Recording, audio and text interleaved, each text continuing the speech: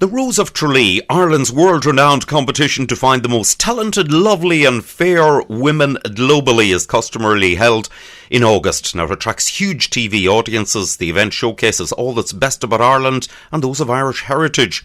Sadly but responsibly, in the light of the pandemic, for the first time in the 61-year history, organisers have decided to postpone until 2021. Now, Laura Kennedy, the 2019 London Rose, is online to discuss. Laura, great to speak to you. And likewise, lovely to speak with you, Jerry.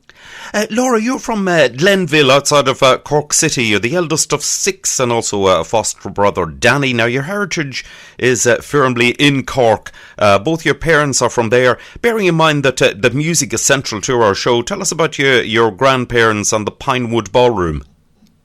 Absolutely. My grandparents are from Glenville originally, and they used to own the Pinewood Ballroom back in the day.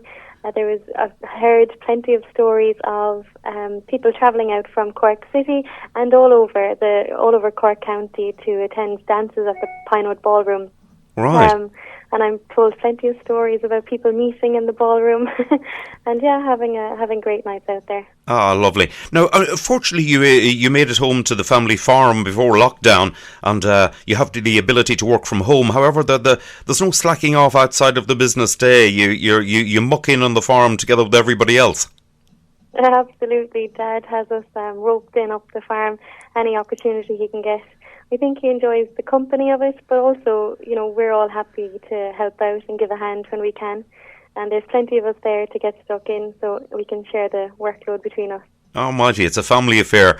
When in London, you're based in Stratford since 2014, and like your mother before, you've a little graw for London. Now, one of our selected charities here at Irish Radio from the sale and compilation of albums is Great Ormond Street Children's Hospital. I believe your mother actually nursed there.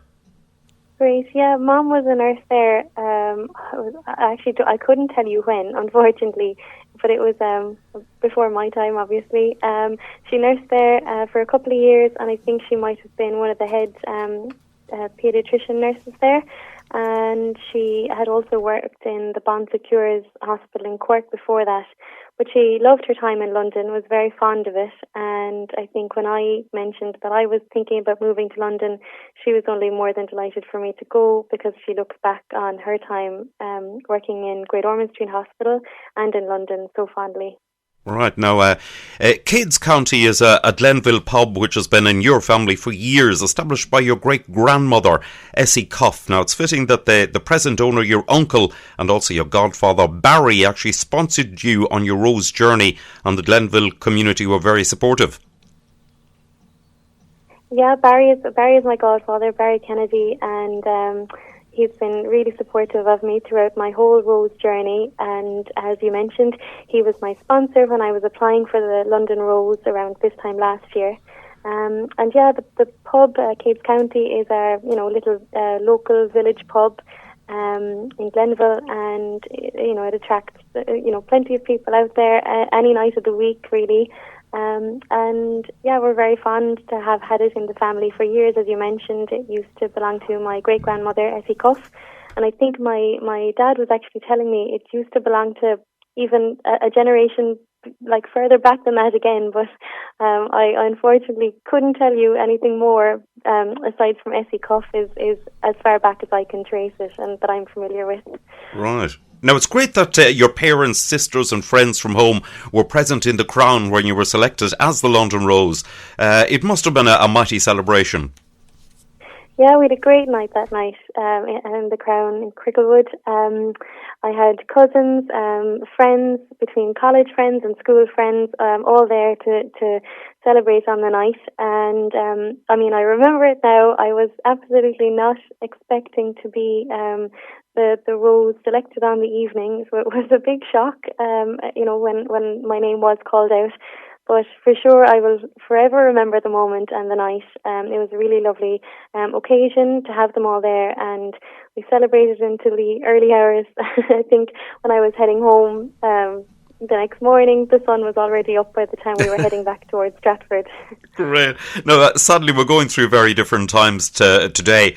There'll be no Rose of Tralee Festival this year. Clearly, the Rose Committee had no other choice but to defer, Laura.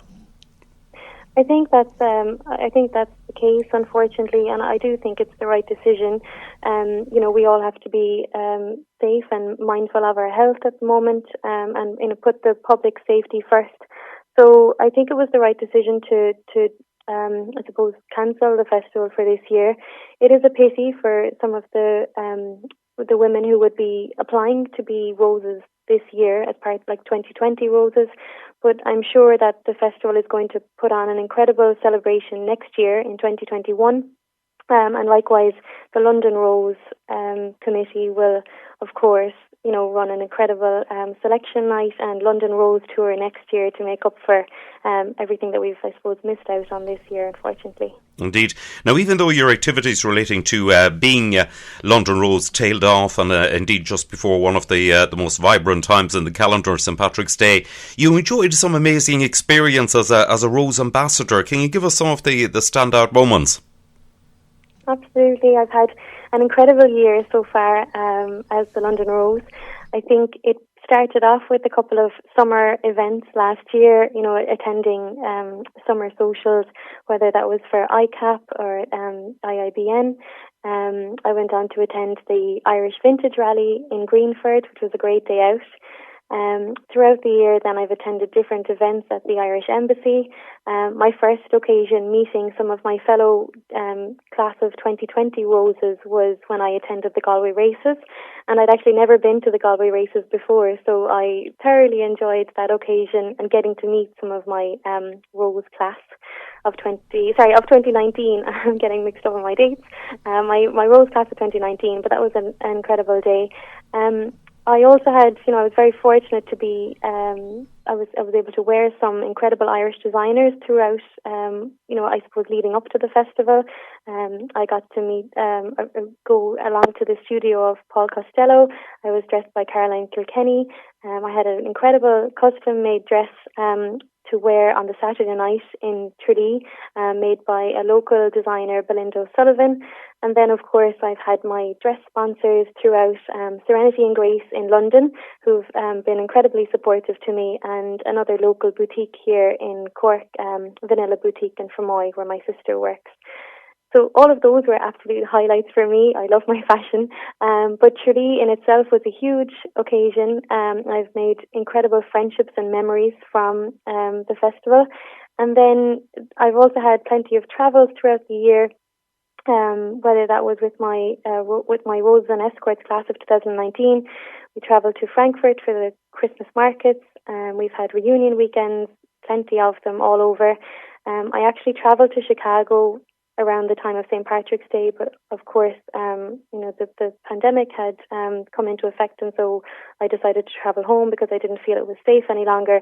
But before that, I think the absolute highlight for me for the year so far was our visit to Chernobyl, to the Chernobyl Children's International Orphanage in Vesnova in Belarus.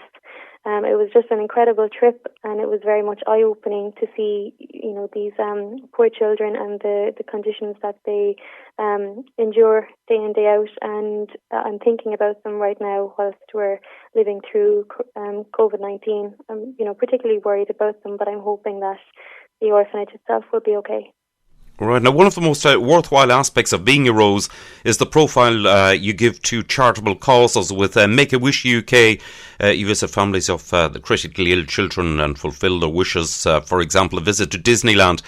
You're also a public speaker addressing institutions and organisations and attending fundraisers. Now, like ourselves, you supported the West London Irish Society dinner, where there was £30,000 was raised for charities.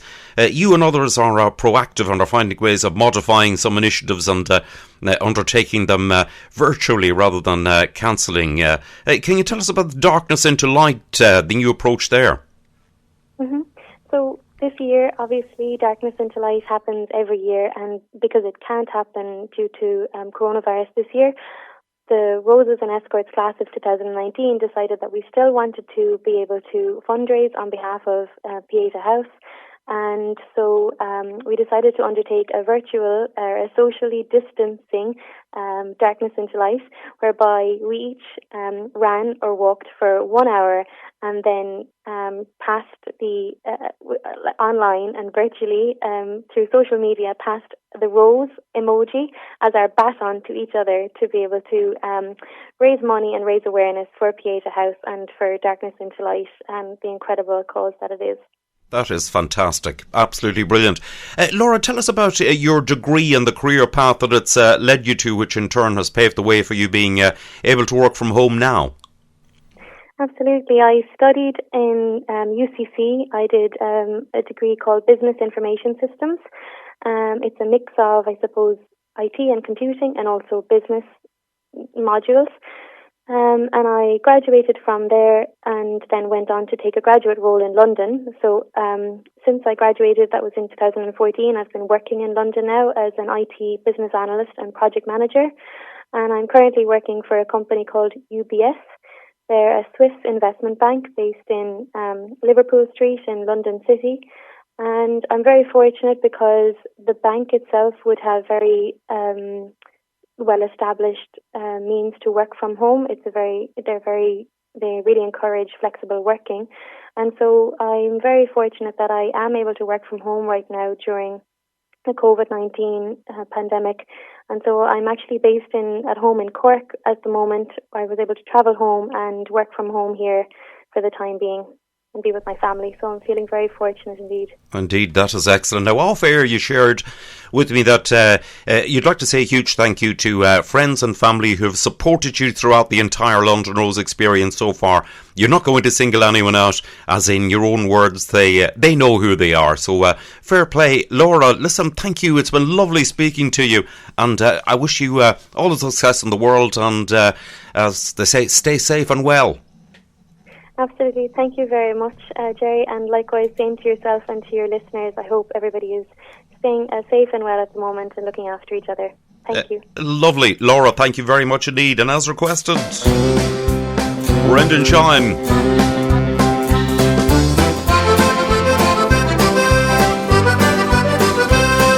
My name is Matt from Dublin and I'm living in London town. I searched all around for a girl of my own, but there wasn't there one to be found. So I went to a dance on a Saturday night. I had a little drink and I felt just right. 'Twas me first time there in me whole damn life. There I met my pretty young wife. Now where did you meet her? I met her in the Galtymore. In the Galtymore in Cricklewood. I asked her for a dance and she said she would. The band played an oldie called In the Mood. I met her in the Galtymore. And I walked her up to her own front door and I kissed her for the very first time. I liked it very much, so I asked her for a date next Saturday at 9:15. Well, I met her on that Saturday night. I asked her to marry me, she said she might. We'd a smashing time and we danced till late. It was my first and my very last day. And where did you meet her? I met her in the Galtymore. In the Galtymore in Cricklewood. I asked her for a dance and she said she would. The band played an oldie called In the Mood. I met her in the Galtymore.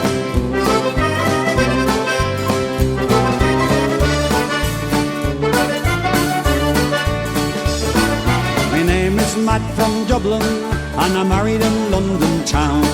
Been married to her now for 30 years or more, and it's going great guns of its sound. We've a son at 32 and his name is Matt. He couldn't get a girl, he's shy like that. He went to a dance on a Saturday night. There he met his pretty Miss Right. And I said to him, where did you meet her? I met her in the Galtymore. In the Galtymore in Cricklewood.